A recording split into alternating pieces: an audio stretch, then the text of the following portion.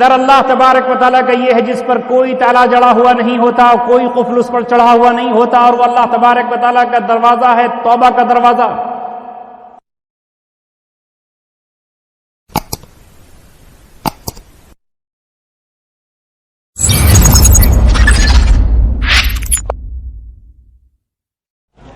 ہر ڈوبتی شام،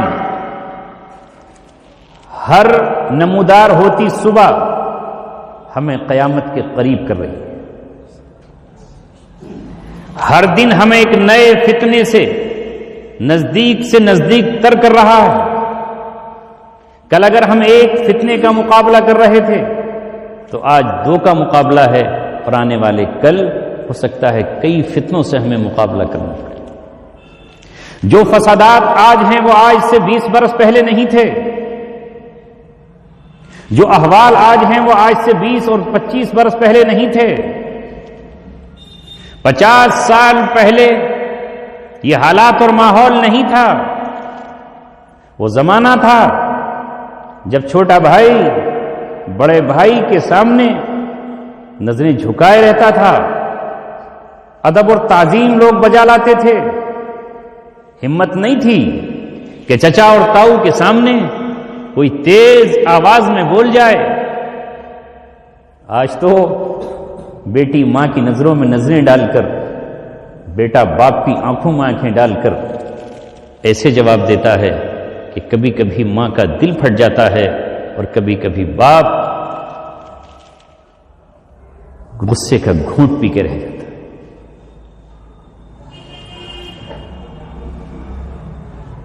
اگر اصلاح کی کل ایک کوئی کوشش تھی تو آج 1000 کوششیں ہونا چاہیے، اس لیے کہ آج بنانے والے کم، بگاڑنے والے زیادہ ہیں۔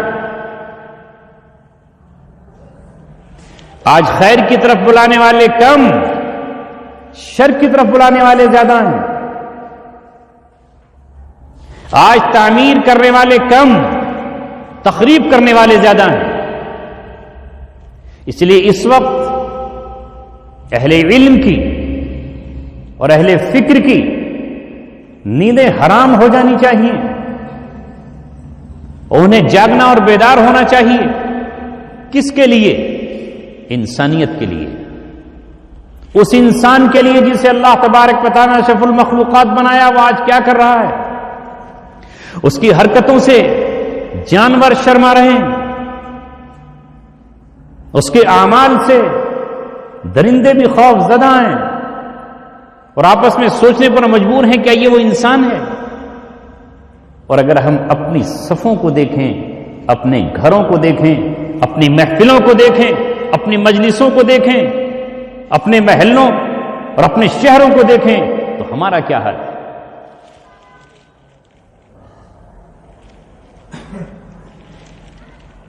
آج سے 1500 برس پہلے یہی قرآن، جس کے 18ویں پارے کی چند آیتیں میں نے آپ کے سامنے تلاوت کی ہیں، نازل ہوا۔ وہ جن کے سامنے آیا وہ ہم سے گئے گزرے تھے، وہ شرابوں کے جام پیتے، اور یہاں تک کہ اپنے بچوں کی گھٹی میں شراب پلا دیتے۔ وہ مال کمانے کے لیے چوریاں کرتے، ڈاکہ ڈالتے، ایک دوسرے کو لوٹتے اور قتل کرتے، جوا کھیلتے، بازیاں لگاتے، شرطیں لگاتے، اور بے حیائی کا تو یہ عالم کہ یہ انسان برہنہ ہو گیا، اور بہنگی کا، ننگے پن کا یہ عالم کہ خانہ کعبہ میں اڑیاں ننگے ہو کر طواف کرتے۔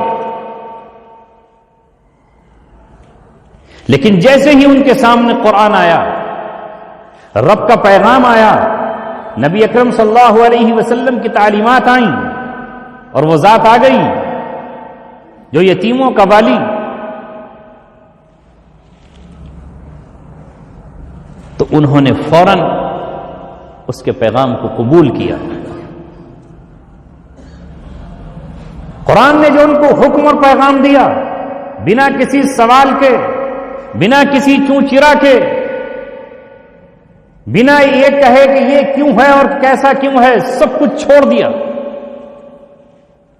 لیکن ایک در اللہ تبارک و تعالیٰ کا یہ ہے جس پر کوئی تالا جڑا ہوا نہیں ہوتا، کوئی قفل اس پر چڑھا ہوا نہیں ہوتا، اور وہ اللہ تبارک و تعالیٰ کا دروازہ ہے، توبہ کا دروازہ۔ موت کے جھٹکے سے پہلے، جب سانسیں اکھڑ رہی ہوں، سانسوں کے اکھڑنے سے پہلے، دم واپسی سے پہلے توبہ کر لو، واللہ تبارک و تعالیٰ تمہاری توبہ کا انتظار کر رہا ہے۔ جس طرح اپنے بیٹے سے بچھڑی ہوئی ماں، اپنی ماں سے بھاگا ہوا بیٹا، چاہے ماں کو یاد کرے یا نہ کرے، لیکن ماں اس کے انتظار میں رہتی ہے، اسی طرح اللہ تبارک و تعالیٰ ہمارے انتظار میں۔ مختصر یہ کہ ہمیں اب اپنے آپ کو بدلنا ہو۔ رات دن ہماری زبانوں پر یہ ہے کہ ہم تباہ ہو گئے، برباد ہو گئے، کبھی اس کا شکوہ، کبھی اس کی شکایت، کبھی اس کا رونا، اور اپنی قسمتوں پر ماتم کرنا۔ کب تک ماتم کرو گے؟ کب تک مرثیے پڑھو گے؟ کیوں انگڑائی نہیں لیتے کہ ہم اپنے اندر تبدیلی پیدا کریں؟ اور تبدیلی کیا؟ گناہوں سے بچ جانا، اور اللہ تبارک و تعالیٰ نے جو ہم سے کہا ہے اس کی طرف پلٹ آنا۔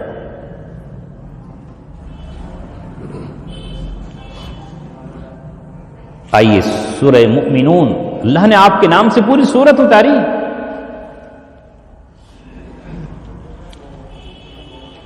مومنین بھی کامیابی کو کب پہنچیں گے؟ آج تو بس ہر شخص یہ دعوے دار ہے ہمارا کہ بس ہم تو جنتی ہیں، مومن ہیں، جنت ہماری ہے، اور کسی شاعر کی لنترانی میں آ کر ہمارے خیالوں میں اور ہمارے دماغ اور عقیدے میں یہ بات بیٹھ گئی کہ چلا جاؤں گا ہنستا کھیلتا جنت میں، وہیں سے آئے تھے آدم، وہ میرے باپ کا گھر ہے۔ اس شاعروں کی زبانوں پر مت جاؤ۔ اللہ تبارک و تعالیٰ نے اپنے نبی کو شاعرانہ کلام دیا ہی نہیں، جس کے سامنے تمام شاعروں کے قلم ٹوٹ گئے، جس کے سامنے تمام شاعروں کی زبان گونگی ہو گئی۔ جب قرآن اترا تو شاعروں نے اپنی شاعرانہ کلام کو خانہ کعبہ سے اتار کے اپنے گھروں میں رکھ دیا، اور کتنے شاعروں نے قلم توڑ دیا اور اپنے دیوان پھاڑ دیے، اور قرآن کے سامنے سر جھکا کر یہ کہا کہ اب قرآن کے بعد کسی شاعری کی ضرورت نہیں، الا یہ کہ وہ شاعری قرآن سے وابستہ ہو، حدیث سے وابستہ ہو، نبی کی اس میں شان بیان کی جا رہی ہو، یا رب کی حمد و ثنا کی جا رہی ہو۔ رہے ایرے غیر نتھو خیر شاعر، ان کے پیچھے مت جائیے۔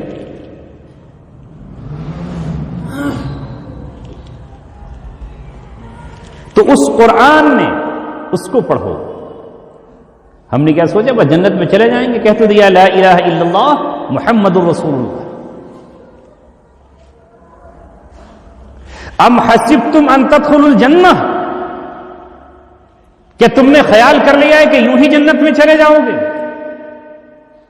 ولما یاتکم مثل الذین خلوا من قبلکم، ابھی تو تم پر وہ آزمائشیں، وہ حالات آئے ہی نہیں جو تم سے پہلوں پر آئے تھے۔ مستہم البأساء والضراء، سختیوں نے، تکلیفوں نے، مصیبتوں نے، آزمائشوں نے ان کو گھیر لیا۔ مستہم البأساء والضراء وزلزلوا، اور اس طرح وہ ہلا دیے گئے، اس طرح جھنجھوڑ دیے گئے جس طرح زمین میں زلزلہ آ جاتا، زلزلہ آ جاتا ہے۔ حتی یقول الرسول والذین آمنوا معه متی نصر اللہ، کیا آزمائش ہوگی، کیا پریشانیاں ہوں گی، کیا ان پر حالات گزرے ہوں گے کہ خود قرآن کہہ رہا ہے رب اپنی زبان سے بیان کر رہا ہے کہ تم پر تو ابھی وہ حالات آئے ہی نہیں جو تم سے پہلی امتوں پر، پہلے قوموں پر، پہلے رسولوں پر اور پہلے نبیوں پر آئے ہیں۔ نبی اور ان کے ساتھی پکار اٹھے، تڑپ اٹھے اور زبانوں سے ان کی نکل گیا متی نصر اللہ، اے اللہ تیری مدد کب آئے گی؟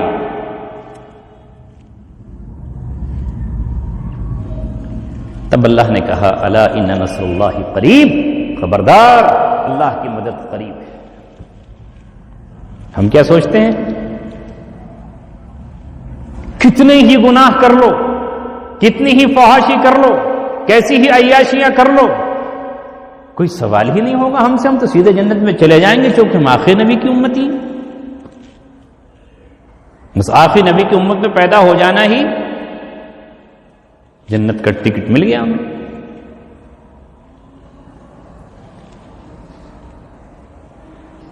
تو کیا ہم سے پہلی قوم نے یہی دعویٰ نہیں کیا تھا؟ کیا ہم سے پہلے جو امت تھی بنی اسرائیل، جن کے آباء و اجداد ہی میں نبی آئے، جو کتاب آئی وہ انہی کی نسل کو ملی، جو رسول آئے وہ انہی کے باپ دادا تھے، انہی سے ان کا سلسلہ نسب تھا، وہ بنی اسرائیل قرآن کے موقع پر بھی اور اس سے پہلے بھی یہی تو دعویٰ کر رہے تھے کہ ہم جنتی ہیں اور جنت میں ہم جائیں گے۔ لن يدخل الجنہ الا من کان ہودا او نصارا، یہودی کہہ رہے تھے ہم جنت میں جائیں گے اور کوئی جائے گا نہیں ہمارے علاوہ، اور وہ کہہ رہے تھے کہ یہ ہم جائیں گے۔ اور پھر ایک دوسرے کو کہہ رہے ہیں وقالت الیہود لیست النصارى علی شیء، یہودی کہہ رہے ہیں کہ نصارہ کچھ نہیں، ان کو کچھ نہیں آتا۔ وقالت النصارى لیست الیہود علی شیء، اور عیسائی کہہ رہے ہیں کہ یہ کسی چیز پر نہیں ہے، یعنی ہم حق پر ہیں یہ باطل پر ہے، ان پہ کچھ نہیں ہے ہم سب کچھ ہیں۔ اور جن کو کچھ نہیں آتا وہ بھی یہی کہہ رہے تھے وقال الذین لا یعلمون مثل قولہم، جن کو کچھ بھی نہیں آتا وہ بھی یہی بکواس کر رہے ہیں۔ کیا آج ہمارا حال یہ نہیں ہے؟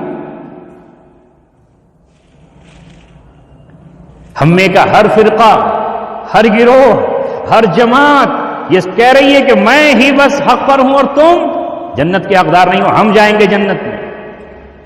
سب نے ایسا جیسے کہ ٹھیکہ لے لیا ہے اور پٹا کرا رکھا ہے اور رجسٹری ایسی مضبوط کرائی ہے کہ کوئی دعوے دار نہیں ہے، اور لگتا ہے کہ وہاں بھی لٹ پونگے اور بندوقیں اور سب لے کے اپنے ساتھ جائیں گے اور کہیں گے جنت ہماری ہے اور ہم خود جائیں گے۔ ارے رضوان کو نہیں جانتے ویسے ہی جانے دے گا؟ جنت کا دروغہ بھی تو ہے نا۔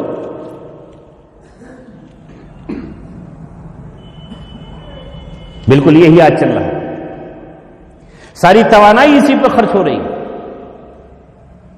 اور آگے کیا کہتے تھے بھئی اگر جہنم میں چلے بھی گئے نا، لن تمسن النار الا ایاما معدودہ، نہیں چھوئے گی ہمیں آگ، ہرگز ہمیں آگ نہیں چھوئے گی۔ اگر چھو بھی لی آگ نے، جہنم میں چلے بھی گئے تو اینٹی سیپریٹری بیل لے لیں گے۔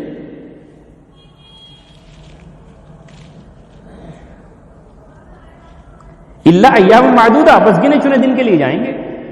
بعض کہتے ہیں 40 دن کو چلے جائیں گے، کچھ کہتے بس اتنے دن کو جائیں گے جتنے دن گوشالہ کی پرستش کی تھی ہم نے، موسیٰ علیہ السلام کے دور میں جو بچڑا بنا لیا تھا، بس اتنے دن جائیں گے، اس کے بعد تو آ جائیں گے۔ قرآن نے ان کے تمام دعووں کی تردید کرتے ہوئے کہا وہاں میزان عمل تولے جائیں گے۔ کیا نہیں معلوم آپ کو؟ ایک نیکی کے لیے ایک شخص بھاگا پھرے گا، ایک نیکی بھی کم ہوگی نہیں جا سکتی۔ کیوں بنایا اللہ تبارک و تعالیٰ نے اعراف؟ پڑھو سورہ اعراف، سنو سورہ اعراف، کیوں بنایا اللہ تبارک و تعالیٰ نے؟ ادھر جنت ہے ادھر جہنم ہے، نہیں یہ جنت میں جا رہے ہیں نہ جہنم میں جا رہے ہیں۔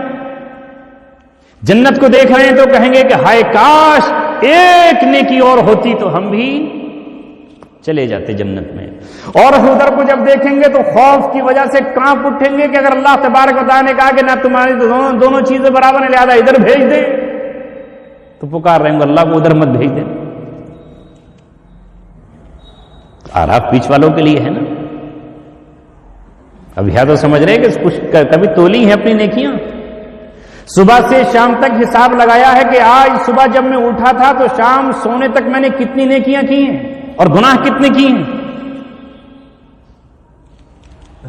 کچھ نہیں، دن کے دن ایسے گزر گئے۔ المختصر، بات طویل سے طویل ہو جائے گی اور اس کا کوئی فائدہ بھی نہیں ہوگا، کیونکہ ادھر سے میں آپ کو سناؤں گا ادھر سے نکل جائے گا۔ قد افلح المؤمنون، کامیاب ہو گئے یقیناً وہ مومن، الذین هم فی صلاتهم خاشعون، ارے سارے نمازی بھی کامیابی کا دعویٰ کیا اللہ تعالیٰ نے کہ ہر نمازی کامیاب ہو گیا؟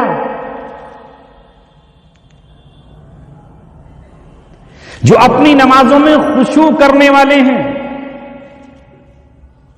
جو نماز پڑھیں تو ایسے جیسے اللہ کے دربار میں کھڑے ہیں، دل اللہ تبارک و تعالی کی طرف لو لگائے ہوئے ہو، اخلاص کے ساتھ نماز پڑھ رہے ہوں، سکون کے ساتھ نماز پڑھ رہے ہوں، اور حالت ان کی یہ ہو کہ جیسے وہ اللہ تبارک و تعالی کے دربار میں کھڑے ہیں۔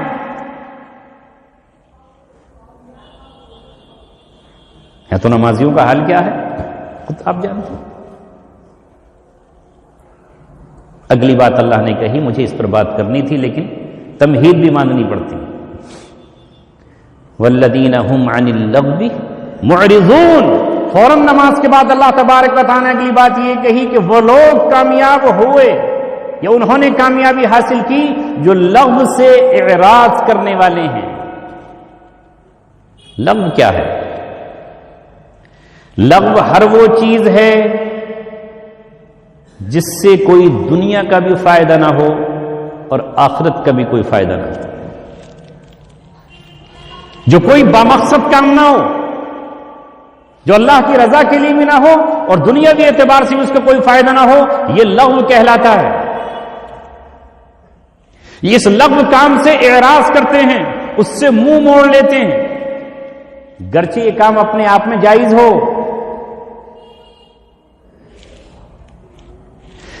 لغو کی انتہا یہ ہے کہ وہ گناہ تک پہنچا دے، اور لغو کا کم سے کم درجہ یہ ہے کہ وہ فضول ہو، گرچہ وہ جائز ہو لیکن فضول ہے، اس کا کوئی دنیاوی فائدہ بھی نہیں، یہ لغو ہے۔ تو فرمایا اللہ تعالیٰ نے کہ وہ کامیاب ہوں گے جو لغو سے بھی اعراض کرنے والے ہوں۔ اور دوسری صورت میں فرمایا وَإِذَا سَمِعُوا اللَّغْوَ أَعْرَضُوا عَنْهُ، اور جب وہ کسی لغو کو سنتے ہیں تو اس سے اعراض کرتے ہیں۔ وَقَالُوا لَنَا أَعْمَالُنَا وَلَكُمْ أَعْمَالُكُمْ، ان راستے میں جا رہے ہیں، کسی نے دعوت دی، وہ فضول میں بیٹھا ہوا تھا، جیسے آپ دیکھتے ہیں کہ لوگ فضول میں بیٹھے ہوئے ہیں، تاش کے پتے لیے ہوئے اور بیٹھے پڑے، ہاتھ میں لوڈو لیے ہیں بیٹھے پڑے، خامخواہ کرسیاں چوراہوں پر ڈالی ہیں اور بیٹھے ہوئے ہیں اور باتیں چل رہی ہیں۔ تو ایمان والوں کو اللہ تعالیٰ نے کہا ایک وہ معاشرہ ہے جو اس طرح اپنا وقت گزار رہا ہے کہ کسی طرح سے وقت گزر جائے، اور یہ وہ لوگ ہیں کہ جب ان کو دعوت بھی فضول کام کے لیے دی جاتی ہے کہ میاں ذرا بیٹھ تو جاؤ یہاں تھوڑی سی گپ شپ کر لیں، نہیں، ان سے کہہ کے چلے تمہارے لیے تمہارے اعمال ہیں اور ہمارے لیے ہمارے اعمال ہیں۔ اور سورہ فرقان میں اللہ تعالیٰ نے جہاں مومنین کی شان، ان کی صفات بیان فرمائی ہیں، وہاں پر یہ کہا کہ وَإِذَا مَرُّوا بِاللَّغْوِ مَرُّوا كِرَامًا، جب وہ گزرتے ہیں تو دیکھتے ہیں کچھ لوگ اس طرح بیٹھے ہوئے ہیں، اپنی زندگیاں برباد کر رہے ہیں، اپنے وقت کو برباد کر رہے ہیں، اپنی جوانیاں یا اپنی عمر کو برباد کر رہے ہیں، تو وہاں سے وہ شریفوں کی طرح گزر جاتے ہیں۔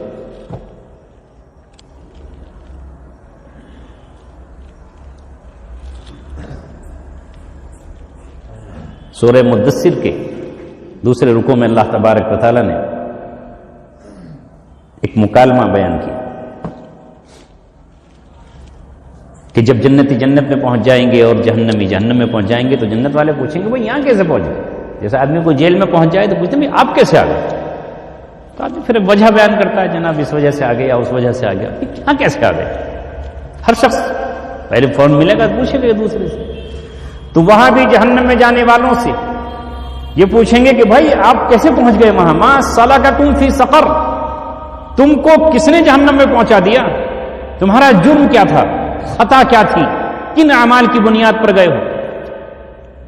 ایسے تو اللہ تبارک و تعالیٰ جہنم میں کسی کو نہیں بھیجے گا، اللہ اپنی مخلوق پر ظلم نہیں کرتا، اللہ نہیں چاہتا کہ وہ کسی کے ساتھ ظلم کرے، ارے انسان تو اللہ تبارک و تعالیٰ کے ہاتھوں کا بنایا ہوا ہے، جس کو اللہ نے کہا خلقت بیدی، اس کی کرامت اور اس کی عظمت اور اس کی عزت ظاہر کرنے کے اللہ نے ابلیس سے کہا تھا کہ تو نے سجدہ کیوں نہیں کیا؟ خلقت بیدی، جسے میں نے اپنے ہاتھوں سے بنایا، ونفخت فیہ من روحی، اور جس میں میں نے اپنی روح خود پھونکی۔ یہ ہمارے اعزاز کے لیے اللہ نے، ورنہ اللہ ہاتھوں سے پاک ہے، ان تمام چیزوں سے پاک ہے، لیکن اس کا اعزاز اللہ تو نہیں چاہتا کہ کوئی دیگر مخلوق پر بھی ظلم کرے، تو ہمارے ساتھ وہ کیوں ظلم کرے گا اللہ؟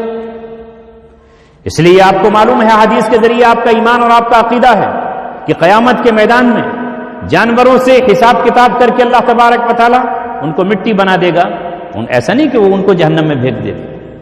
شیر سے پوچھا جائے کہ بھئی تو نے اتنی ہرنیں کیوں کھائیں؟ چل اب اس کا سزا تجھے بھگت نہیں ہے اور تو جائے گا اب جہنم میں، جلے گا وہاں۔ کتے سے پوچھا جائے کہ تو رات کو کیوں نہیں سونے دیتا تھا؟ بھوں بھوں کر لیا تھا، وہ بچے نکلے تو پھاڑ ڈالا ان کو، چل تجھے جہنم میں بھیجیں گے نہیں۔ ان کو عقل ہی نہیں دی اللہ تبارک و تعالیٰ۔ ہمیں عقل دی ہے اور ہمیں شعور دیا ہے، ہمیں صلاحیت دی ہے۔ وہ تو بیچارہ رات بھر ٹھٹرتا رہتا ہے، وہ اپنے کپڑے نہیں سی سکتا، وہ اپنے سر پہ ٹوپا نہیں لگا سکتا۔ ہمیں اللہ نے شعور دیا ہے کہ سردی میں کون سے کپڑے پہننے ہیں، گرمی میں کون سے کپڑے پہننے ہیں، تمہیں کون سا کھانا کھانا ہے اور کون سا نہیں کھانا ہے، اور کیا چیز تمہیں کرنی ہے۔ تو حساب بھی اللہ تعالیٰ ہم کو لے گا، اور ایسا نہیں کہیں چھوڑ دے۔ ان کو تو کہا جائے گا کہ مٹی ہو جاؤ، کونوا ترابا، سب کو مٹی کر دیا جائے گا۔ اس وقت اللہ تبارک و تعالیٰ کا باغی، اللہ تبارک و تعالیٰ کا منکر، اللہ تبارک و تعالیٰ کا اعتراف نہ کرنے والا کیا کہے گا؟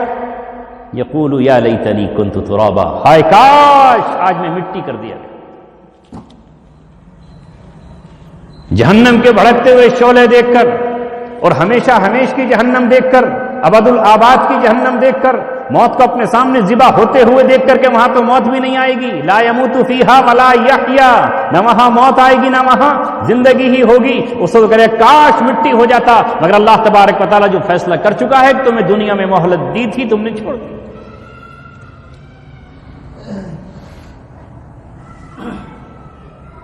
تو اب ان سے پوچھے جائے گا کہ بھئی کیوں گئے وہاں؟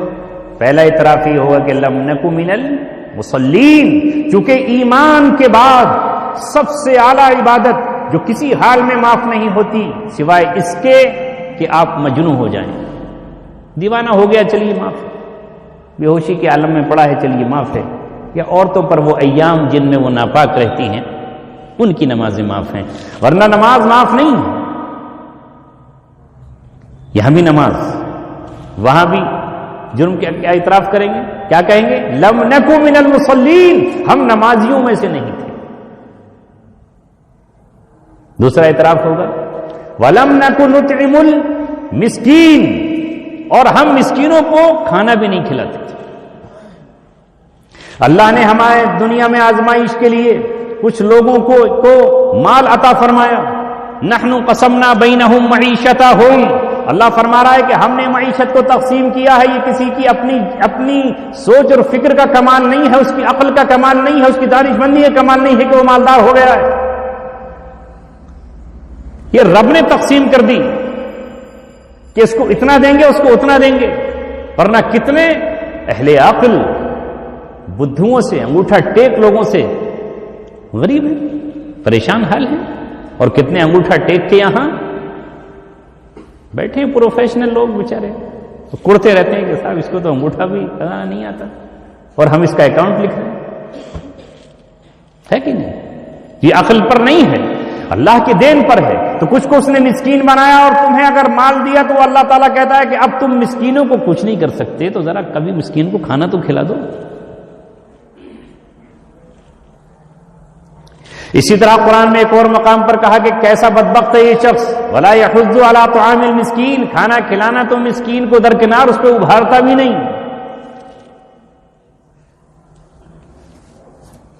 اگلی بات جو وہ کہیں گے کہ ہم نے تو مال خرچ کرتے تھے، یعنی مالی عبادت سے بھی دور، بدنی عبادت سے بھی ہم دور تھے، وَكُنَّا نَخُوضُ مَعَ الْخَائِضِينَ، اور ہم نکتہ چینی کرنے والے، چونچرا کرنے والے، بال کی کھال نکالنے والی محفلوں میں بیٹھے رہتے تھے. بعض لوگوں نے کہا ہے گپ شپ کی محفل، اس میں بیٹھے رہتے تھے، بس بڑا دل لگتا ہے وہاں. بھائی ایسا کیوں ہو گیا، فلاں کیوں ہو گیا، اب ایسا ہو جائے گا، فلانا یوں ہوگا، اس نے ایسا کیوں کیا. کوئی اس کا دنیاوی فائدہ نہیں، آخرت کا کوئی فائدہ نہیں، اپنی تجارت کا کوئی فائدہ نہیں. اس طرح سے ان محفلوں میں رہتے تھے. یہ بھی ایک جرم ہے. حتی اتانا الیقین، یہاں تک کہ موت آ گئی. آج میرے بزرگوں، نوجوانوں اور بچوں، کل تو غفلت میں ڈالنے والی بہت کم چیزیں تھیں. کسی کی شادی ہوئی تو وہ کچھ ناچنے گانے والوں کو بلا کر لے آیا، چلو. کسی پیسہ ہوتا وہ ہفتے بھر کی منڈی لگا لیتے. کوئی مشہور طوائف ہوا کرتی تھی کبھی کہاں کس نام کی، اس کو بلا لائے بھائی، اس کی شادی میں، اس کی بارات میں وہ ناچے گی. جس پہ پیسے نہیں ہوتے وہ بھنڈیلوں کو بلا لاتا تھا، چلو بھنڈیلے ہی دیکھ لیتے ہیں. سرکس لگ جاتے تھے، اس میں کچھ لوگ جوکروں کو جا کر دیکھ لیتے تھے. تو یہ کبھی سال بھر میں ہو گیا، سال بھر میں بھی سرکس لگتا ہے. آج تو حال یہ ہے کہ کہیں جانے کی ضرورت نہیں ہے. برباد کر دیا ہمیں اور ہماری نسلوں کو کس نے؟ مجھے کہنے کی کیا ضرورت ہے. اور افسوس یہ ہے کہ ننھی مننے بچے جن کے دماغ کورے کاغذ کی طرح ہیں، جن کے دماغ کوری تختی کی طرح ہیں، ان پر لکھا ہوا کیا ہونا چاہیے تھا، دل حلق کو آ جاتا ہے اور آنکھ سے آنسو چھلکنے کو بےتاب رہتے ہیں، اور کبھی خون کے آنسو رونے کو دل چاہتا ہے. 5 سال سے لے کر کے 10 سال کے بچے. میرے گھر 2 مہمان آئے جو میرے عزیز و اقارب تھے، ان کے ساتھ چھوٹے چھوٹے بچے تھے. صبح سے لے کر کے شام تک ان کے ہاتھ میں موبائل ہے اور اس میں جو چیزیں پڑی ہیں بس اسی کو دیکھ. نہ ماں کو احساس، نہ اور گھر والوں کو احساس. بچوں کو بہلانے کے لیے دے دیا ہے، بچوں کے ہاتھ میں خنجر دے دیے ہیں. خنجر بھی اتنا نقصان نہیں پہنچائے گا جتنا یہ نقصان پہنچا رہا ہے. وہ ظاہری جسم کو کاٹے گا. اس نے نہ جانے کون مسخرہ، کون بہڑیلا، کون طوائف، کون کیا کیا اس میں پڑا ہوا ہے. اللہ معاف فرمائے، وہ بچوں کے دماغ میں بھر رہا ہے. کیا اپنے بچے کو آگ سے کھیلنے دیں گے؟ کیا اپنے بچوں کے ہاتھ میں زہر کی پڑیا کوئی دے گا؟ مگر یہ اپنے ہاتھوں میں دے رکھا ہے شوق میں، اور بچے اس کے ایسے عادی ہو گئے. اے ماں باپوں اور اے ذمہ داروں، کل قیامت میں آپ سے سوال ہو. آپ کہو گے آپ نے کون سی بات کہہ دی؟ بوقت ضرورت کوئی چیز جائز ہوتی ہے تو ضرورت کی حد تک اسے استعمال کیجیے. تم اس اسلام کے ماننے والے ہو جو تمہیں وضو میں بھی یہ ہدایت دیتا ہے کہ 3 مرتبہ دھونا تو سنت ہے، 4تھی مرتبہ اسراف ہے. تم اس رسول اور اس قرآن کے ماننے والے ہو جو تم سے جمعے کے دن میں یہ کہتا ہے کہ اذا نودی للصلاة من یوم الجمعة فاسعوا الى ذکر اللہ وذروا البیع، کہ جب جمعے کی اذان ہو جائے تو نماز کی ادائیگی تک تو تمہیں خرید و فروخت نہیں کرنا ہے، عبادت کے لیے، نماز جمعہ کے لیے دوڑنا ہے. فَإِذَا قُضِيَتِ الصَّلَاةُ فَانتَشِرُوا فِي الْأَرْضِ، جب نماز پوری ہو جائے تو اب مسجد میں مت بیٹھ جاؤ چپک کر، اب نکلو اپنے بازاروں کی طرف، مارکیٹوں کی طرف میں، دکانوں کی طرف، کھیتوں کی طرف، تجارت کی طرف.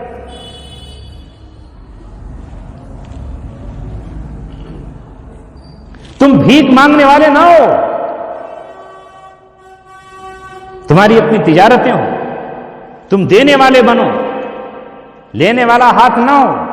یعنی عبادات میں بھی اللہ تبارک و تعالیٰ نے ہمیں حکم دیا کہ نہیں.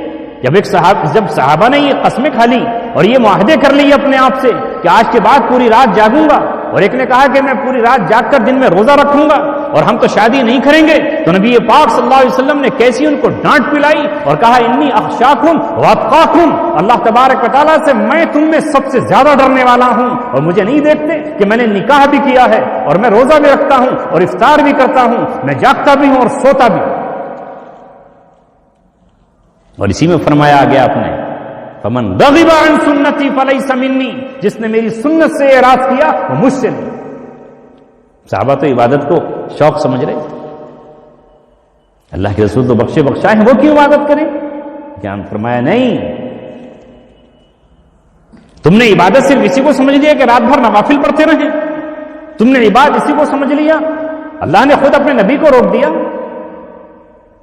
ابتدا میں، قم اللیل الا قلیلا، کھڑے ہو جائیے رات کو مگر تھوڑا، نصفہ، آدھی رات، او انقص منہ قلیلا، یا اس سے بھی کم کر لیجئے۔ اللہ تو یہ کہتا تم میرے محبوب ہو 24 گھنٹے کھڑے رہو، بلکہ وہی جو انہوں نے اپنی طرف سے عبادات عیسائیوں نے گھڑ لی تھی، جو برسہ برس کھڑے تھے، نہاتے نہیں تھے، سروں میں جوئیں پڑ جاتی تو انہیں نکالتے نہیں تھے، اور میل جسم پہ چڑھ جاتا تو اسے وہ نہیں کرتے تھے، شادیاں چھوڑ کر کے تقشف حاصل کر لیا تھا، اسے اللہ تبارک و تعالیٰ نے کہا نہیں، تمہارا نبی اب میں نے بھیجا ہے، یہ بتائے گا کہ عبادت کیا ہے اور کتنی ہے۔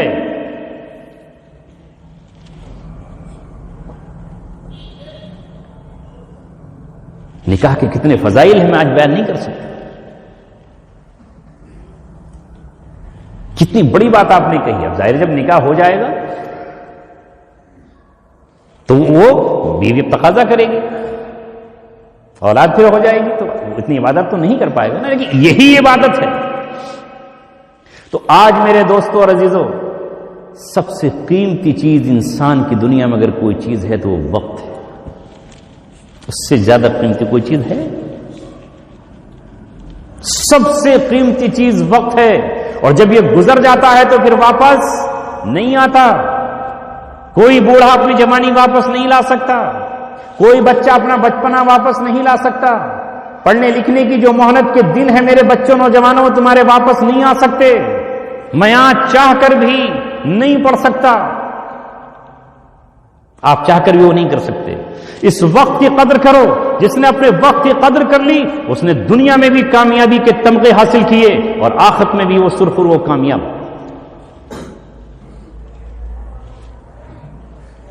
وہ کلام جس کا کوئی فائدہ نہ ہو، وہ بات جس کا کوئی فائدہ نہ ہو، وہ عمل جس کا کوئی فائدہ نہ ہو، وہ اسلام میں لغو مانا جاتا ہے، اس کو لا یعنی کہا جاتا ہے، اور اگر وہ گناہ تک پہنچا دے تو پھر وہ حرام ہے، اس سے اجتناب فرض ہے، اس سے بچنا ضروری ہے۔ بے شک آپ کہیں گے کہ آج موبائل ہماری ضرورت ہے، اس سے پے ہم کرتے ہیں، اس سے فلاں چیز دیکھتے ہیں، بے شک میں کہتا ہوں اس کو رکھ لیجئے، ضرورت بن گیا، آج کے دور میں بنا دیا گیا، لیکن بس ضرورت کی حد تک ہم اسے استعمال کریں۔ کیا پانی کا جگ جب ہمارے ہاتھ میں آتا ہے تو پانی سے اعلیٰ اور افضل چیز کون سی ہے؟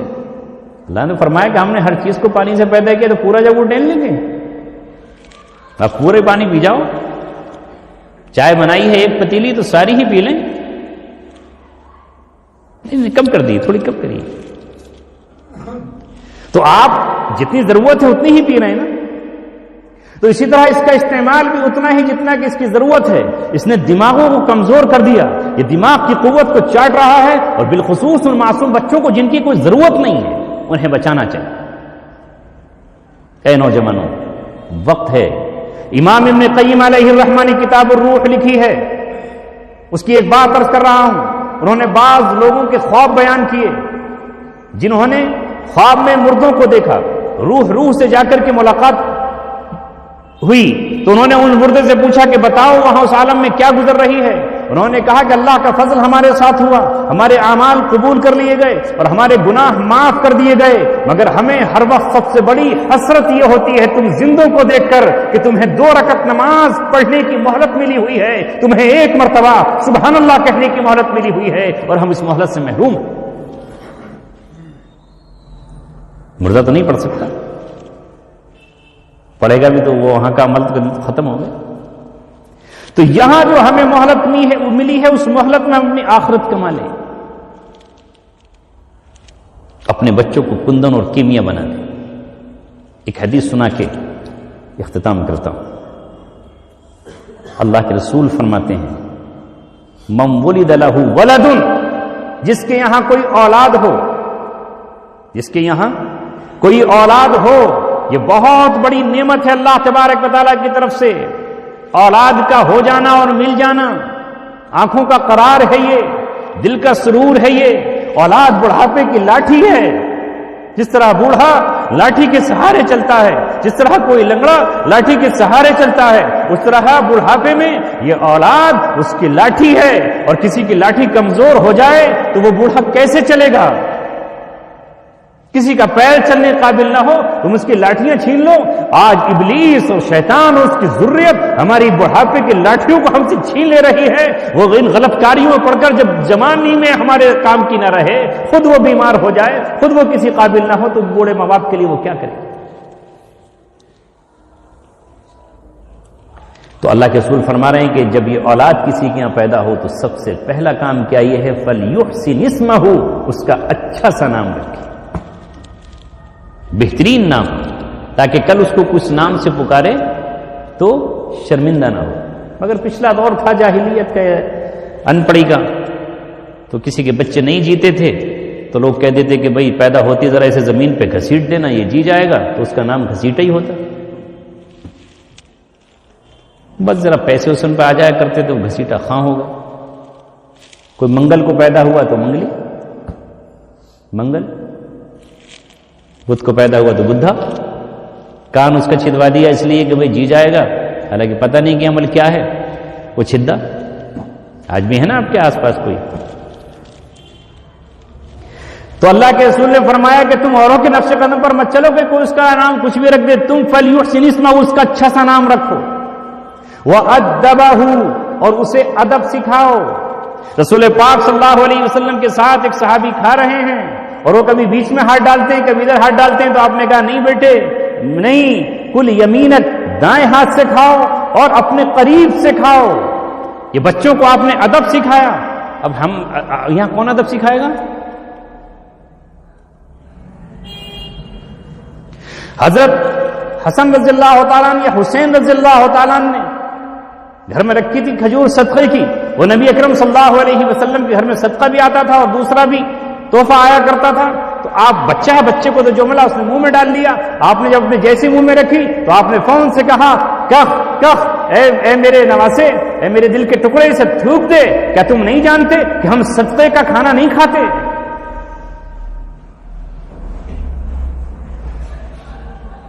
بچے کی تربیت کر رہے ہیں، حالانکہ ہم ارے بچہ ہے کوئی بات نہیں، کھانے دو،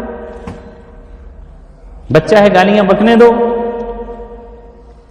بچہ ہے اسے میوزک پہ ناچنے دو. میں یاد کر رہا ہوں کہ میرے یہاں 2 چھوٹے بچے میرے عزیز کے آئے اور وہ میوزک بجا رہے ہیں. اب اسے جب برداشت نہیں ہو تو میں نے ڈانٹ کر پھر یہ کہا کہ ارے یہ کیسا میوزک اور یہ کیسا گانا، ادھر دیکھو. اب میں بھی ان کی محبت میں سوچتا مہمان کے بچے ہیں، فلانی جو برا مان جائے گی، یہ ہو جائے گی، تو میرے گھر میں تو کم سے کم میوزک تو رکا نا. جس طرح قرآن کی تلاوت پر فرشتے اترتے ہیں، حدیث میں ہے کہ اسی طرح گانے کی آواز پر شیطان اترتے ہیں. اب جب گانے گھر میں بجی رہے ہوں، 24 گھنٹے بچے لیے بیٹھے ہوں، کیا ہوگا؟ تو اس کا اچھا سا نام رکھے اور وَأَدَّبَهُ، اور اسے ادب سکھائے. یہ ادب کون سکھائے گا؟ یہ ماں سکھائے گی، یہ باپ سکھائے گا، یہ اس کے گارجین سکھائیں گے. آپ اس فکر میں کہ اسکول والے سکھا دیں گے، فلاں سکھا دیں گے؟ نہیں، یہ آپ کو اب تربیت کرنی ہے. فَإِذَا بَلَغَ، پھر جب وہ بالغ ہو جائے تو اس کی شادی کر دو. فَزَوِّجْهُ، اب نکاح کر دو تاکہ وہ شام ہوتی ہی اپنے گھر چلائے. آج تو حال یہ ہے کہ نوجوانوں کو دیکھو، چہرے سوکھے پڑے ہیں، جسم سوکھا پڑا ہے. نوجوان بچہ 22-23 سال کا، بھئی حال کیا ہوا تمہارے چہرے پر؟ یہ سفیدی کیسی ہے؟ مسکراہٹیں کیوں نہیں؟ گال پچکے ہوئے کیوں ہیں؟ آنکھیں دھسی ہوئی کیوں ہیں؟ پتہ چلا پوچھنے پر کہ جناب حضرت والا پوری رات موبائل کے ساتھ گزارتے ہیں اور فجر کے وقت سوتے ہیں، رات دن کے 2 بجے اٹھتے ہیں.